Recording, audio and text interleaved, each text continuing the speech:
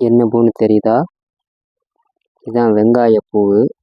பாருங்க, அழகா அற்புதமா பூக்கள் நிறைஞ்சிருக்கு.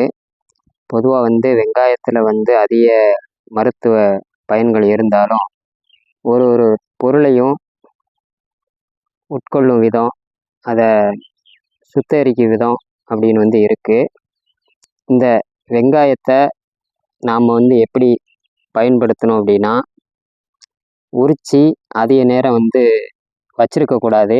அப்படி வச்சுருந்தீங்க அப்படின்னா அதில் நச்சுத்தன்மை வரும். அதனால் உரித்து நீங்கள் அந்த இலையெல்லாம் உரிச்சிருங்க. உரிச்சிட்டு வேற மட்டும் வெட்ட வேண்டாம்.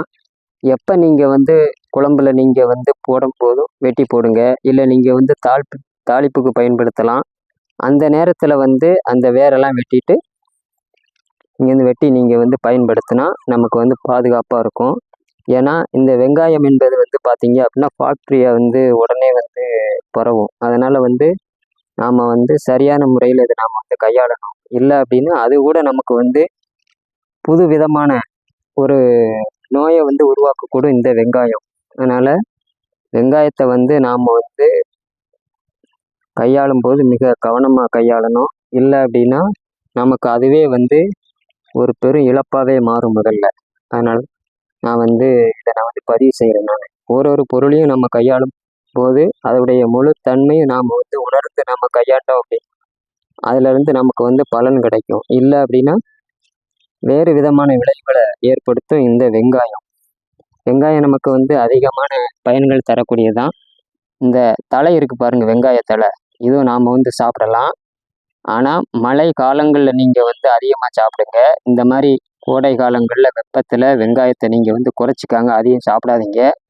ஏன்னா வெப்பம் அதிகரிக்க நேரங்களில் நீங்கள் வெங்காயத்தை நீங்கள் சாப்பிட்டீங்க அப்படின்னா உடலில் சூடு அதிகமாகும்.